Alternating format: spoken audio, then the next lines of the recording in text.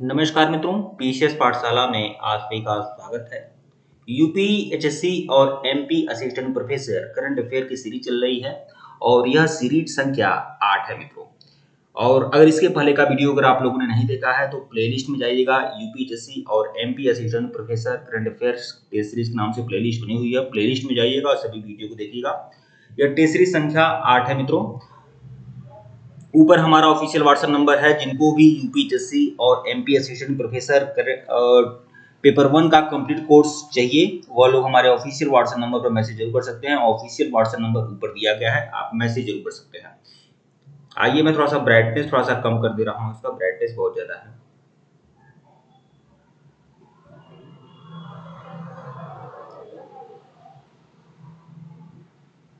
मुझे ज्यादा लग रहा है।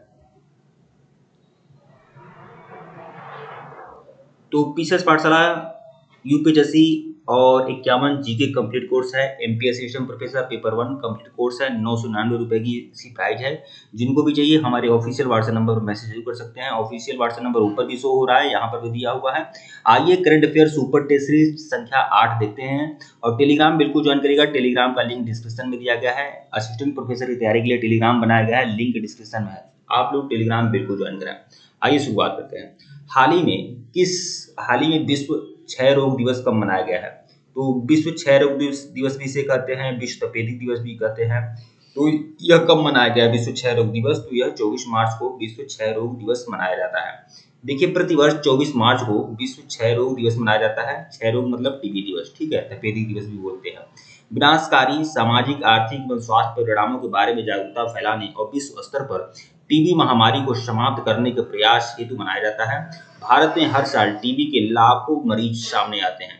टीबी एक संक्रामक बीमारी है लेकिन लाइलाज नहीं है। समय रहते इस बीमारी का इलाज करवा लिया जाए तो इसे पूरी तरह से ठीक किया जा सकता है। विश्व तपेदिक दिवस, देखिए नाम अलग अलग हैं लेकिन वही है।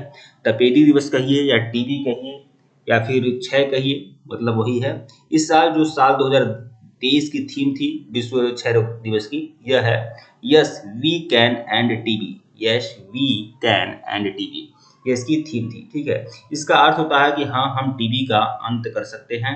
इस थीम के जरिए लोगों को टीबी की बीमारी को जड़ से खत्म करने हेतु मोटिवेट करने का प्रयास किया गया। प्रश्न संख्या 72 देखिएगा।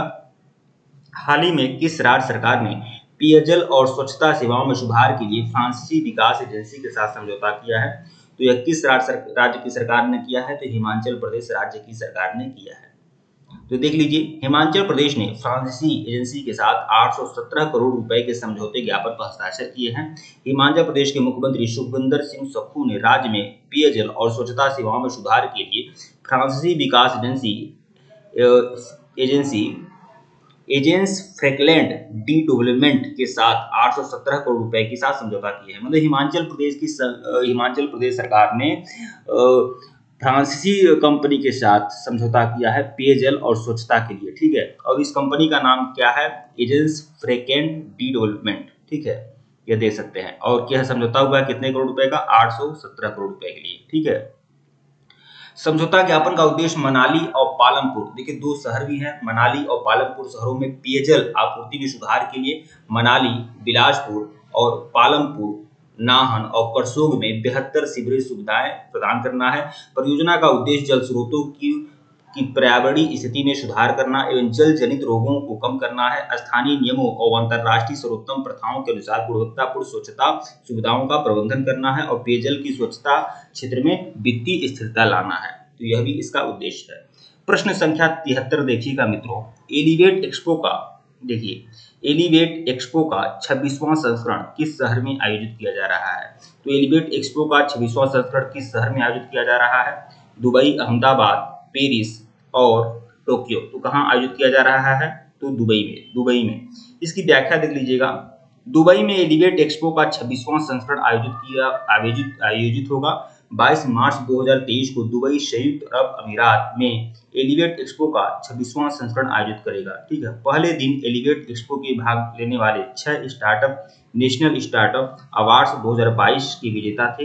एलिवेट दुबई में भारत के महावाणिज्य दूतावास द्वारा आयोजित एक पिचिंग श्रृंखला है जो स्टार्टअप्स को निवेशकों और वैश्विक समकक्षों के साथ जुड़ने के लिए एक मंच प्रदान करता है। एलिवेट का पहला सीजन एक्सपो 2022 दुबई के इंडिया पवेलियन में शुरू होगा। प्रश्न संख्या 74 देखिएगा मित्रों, हाल ही में किस खिलाड़ी ने पुरुषों की 10 मीटर एयर पिस्टल में ISSF international sports shooting federation विश्व कप शूटिंग चैंपियनशिप का पहला स्वर्ण पदक जीता है? तो 10 मीटर एयर पिस्टल में ISSF का विश्व कप शूटिंग चैंपियनशिप किसने जीता है? तो मनु भाकर ने जीता है, या रुद्रांग पाटिल ने जीता है, या सरबजोत सिंह ने जीता है, या सौरव चौधरी ने जीता है? तो किसने जीता है? तो सरबजोत सिंह ने जीता है। ठीक है, देखिए सरबजोत सिंह ने इंटरनेशनल स्पोर्ट्स शूटिंग फेडरेशन, देखिए इसका फुल फॉर्म भी आप ध्यान में रखिएगा। ISSF का फुल फॉर्म होता है इंटरनेशनल स्पोर्ट्स शूटिंग फेडरेशन। विश्व कप में पुरुषों की 10 मीटर एयर पिस्टल में स्वर्ण पदक जीता है। भारत के सरबजीत सिंह ने 22 मार्च 2023 को भोपाल मध्य प्रदेश में आयोजित पुरुषों की 10 मीटर एयर पिस्टल में श्रेणी में इंटरनेशनल स्पोर्ट्स शूटिंग फेडरेशन विश्व शूटिंग चैंपियनशिप का पहला स्वर्ण पदक जीता है। सरबजीत सिंह ने 10.9 परफेक्ट स्कोर के साथ स्वर्ण पदक तैयार करने में क्लीन स्वीप तैयार किया है। मध्य प्रदेश के मुख्यमंत्री शिवराज सिंह चौहान ने 21 मार्च 2023 को इस कार्यक्रम का उद्घाटन किया है। ठीक है, और चीन की लीजू ने महिलाओं की 10 मीटर एयर पिस्टल में स्वर्ण जीता है। तो यह चीन की महिलाओं में चीन की लीजू ने जीता है और पुरुषों में सरबजीत सिंह ने जीता है। और यह आयोजन कहाँ हुआ है? तो भोपाल में हुआ, मध्य प्रदेश की राजधानी भोपाल में यह आयोजन हुआ। प्रश्न संख्या 75 देखिएगा, निम्नलिखित में से किस देश में त्योहार घोड़ा यात्रा मनाया गया? ये घोड़ा यात्रा जो त्योहार है यह किस देश में मनाया गया है? क्या मालदीव में मनाया गया है, या फिर मॉरिशस में मनाया गया है, भारत में मनाया गया है, या फिर नेपाल में मनाया गया है? तो नेपाल में मनाया गया है घोड़ा यात्रा त्योहार। तो देख लीजिए, नेपाल का घोड़ा यात्रा त्योहार घोड़ी यात्रा ललितपुर में मनाया गया है। नेपाल में जगह है ललितपुर, यहीं पर घोड़ी यात्रा मनाया गया है। घोड़ा यात्रा जिसे घोड़े का त्योहार के रूप में भी जाना जाता है, 21 मार्च 2022 को नेपाल के ललितपुर में मनाया गया। घोड़ी यात्रा उत्सव मल्ला शासन, एक मल्ला राजवंश का शासन था जो 13वीं सदी से 8वीं सदी तक यह शासन रहा है, और इस विश्वास और इसी के द्वारा सबसे पहले यह मनाया गया 13वीं सदी से 18वीं सदी के मध्य। यह इस विश्वास के आधार पर प्रतिवर्ष मनाया जाता है कि इसका अवलोकन प्राचीन काल में गुरुमापा नामक एक राक्षस पर विजय के उत्सव के रूप में मनाया जाता है। ऐसा माना जाता है कि गुरुमापा नाम का एक राक्षस था, उस पर विजय प्राप्त हुआ था, इसीलिए घोड़ी यात्रा उत्सव हर साल मनाया जाता है। इस दिन बाल कुमारी और भोला गणेश मंदिर के बीच 3 बार घोड़ा सवार होता है, और ललितपुर की घोड़ी यात्रा काठमांडू से अलग होती है क्योंकि यह अकेला घोड़ा शहर में चक्कर लगाता है। कुल मिलाकर यह घोड़े का त्योहार है। प्रश्न संख्या 76 देखिएगा, हाल ही में call before you dig app किसने लॉन्च किया है? तो यह call before you dig app किसने लॉन्च किया है? तो नरेंद्र मोदी जी ने लॉन्च किया है। प्रधानमंत्री मोदी जी ने call before you dig app launch किया है। इस ऐप की पहल डिपार्टमेंटल ऑफ टेलीकम्युनिकेशन द्वारा किया गया है। यह ऐप पाइपलाइन व तार जैसी भूमिगत सेवाओं को नए कंस्ट्रक्शन प्रोजेक्ट से होने वाले नुकसान से बचाएगी। ठीक है, इसकी मदद से उनकी सही लोकेशन का पता लग सकेगा और नुकसान से बचाया जा सकेगा। समन्वय के बिना खुदाई के चलते देश की भूमिगत संपत्तियों को सालाना 3000 करोड़ रुपए का नुकसान होता है। प्रश्न संख्या 77 देखिएगा, हाल ही में सऊदी अरब ग्रैंड प्रिक्स 2023 का टाइटल किसने जीता है? सऊदी अरब ग्रैंड प्रिक्स 2023 का टाइटल किसने जीता है? तो 4 ऑप्शन है, सर्जियो पेरेज, बोल्टारी बोल्टोस, मैक्स वेस्टर्न और चार्ल्स लेक्लियर। तो किसने जीता है? सर्जियो पेरेज ने। व्याख्या देख लीजिएगा, Mexican racing driver Sergio Perez ने सऊदी अरब ग्रैंड प्रिक्स 2023 का टाइटल अपने नाम कर लिया है। वहीं रेड बुल में उनके साथी मैक्स वेस्टर्न ने रेस में दूसरा स्थान हासिल किया है। पिछले सीजन में रेड बुल ने 22 रेसों में 17 जीत हासिल की है। वहीं फरारी का प्रदर्शन अच्छा नहीं रहा है।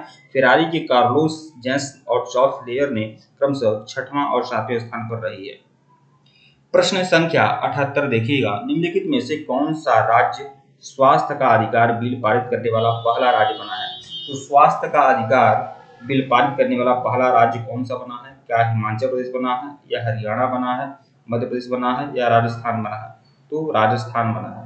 तो देखिए, राजस्थान विधानसभा में स्वास्थ्य का अधिकार बिल पारित करने वाला भारत का पहला राज्य बना है। इसके तहत राज्य के निवासी सभी सार्वजनिक स्वास्थ्य सुविधाओं में ओपीडी सेवाओं और आईपीडी सेवाओं का मुफ्त लाभ उठा सकेंगे। साथ ही चुनिंदा निजी अस्पतालों में भी उसकी सुविधा प्रदान की जाएगी।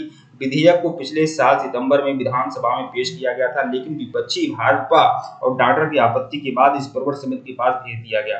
वर्तमान में राजस्थान राज्य के राज्यपाल जो हैं कलराज मिश्र हैं और मुख्यमंत्री कौन है? अशोक गहलोत। प्रश्न संख्या 79 देखिएगा, हाल ही में आईएमएफ के कार्यकारी बोर्ड ने किस देश के साथ $3 बिलियन के बेल आउट कार्यक्रम को मंजूरी दी है? तो हाल ही में आईएमएफ के कार्यकारी बोर्ड ने किस देश के साथ $3 बिलियन के बेल आउट कार्यक्रम को मंजूरी दी है? क्या श्रीलंका के साथ, या फिर पाकिस्तान, या भारत, या नेपाल? तो $3 बिलियन के बेल आउट कार्यक्रम को मंजूरी दिया है आईएमएफ ने श्रीलंका को। देख लीजिए, श्रीलंका के लिए अंतर्राष्ट्रीय मुद्रा कोष ने $3 बिलियन के बेल आउट कार्यक्रम को वित्तीय एजेंसी के कार्यकारी बोर्ड द्वारा अनुमोदित किया गया था और इसके द्वीप राष्ट्र को अपने आर्थिक संकट से उबरने में मदद मिलने की उम्मीद है। प्रश्न संख्या 80 इस सीरीज का सबसे आखिरी प्रश्न, साजिबू नोंगबा, यह नाम आप लोग जरूर ध्यान रखिएगा। साजिबू नोंगबा पनबा किस राज्य में मनाया जाने वाला चंद्र नव वर्ष है? ये जो चंद्र नव वर्ष मनाया जाता है साजिबू नोंगबा पनबा किस राज्य में मनाया जाने वाला चंद्र नव वर्ष है? जम्मू कश्मीर में, लद्दाख में, मणिपुर में, या अरुणाचल प्रदेश में? तो साजिबू नोंगबा पनबा जो मनाया जाता है ये चंद्र नव वर्ष है और यह मणिपुर में मनाया जाता है। साजिबू नोंगबा पोनबा मणिपुर में सन माहिजन के अनुयायियों द्वारा मनाया जाने वाला चंद्र नव वर्ष है। साजिबू नोंगबा पोनबा में चिराओबा और साजिबू चिराओबा भी कहा जाता है। पारंपरिक नए साल के आगमन को चिन्हित करने के लिए यह मनाया जाता है। यह इस वर्ष यह 22 मार्च को मनाया गया, तो हमेशा यह बदलता रहता है और इस साल जो मनाया गया है वो 22 मार्च को मनाया गया है। और साजिबू नोंगबा पनबा एक चंद्र नव वर्ष है, नव वर्ष की शुरुआत है जो मणिपुर में मनाया जाता है। ठीक है मित्रों, वीडियो को लाइक और चैनल को सब्सक्राइब करेगा, टेलीग्राम को बिल्कुल ज्वाइन करेगा और इसके पहले का वीडियो नहीं देखे हैं तो प्लेलिस्ट में जाइएगा। UPSC MPSC assistant professor current affair series के नाम से प्लेलिस्ट बनी हुई है, प्लेलिस्ट में जाइए, सभी वीडियो को देखिए। धन्यवाद आप लोग को।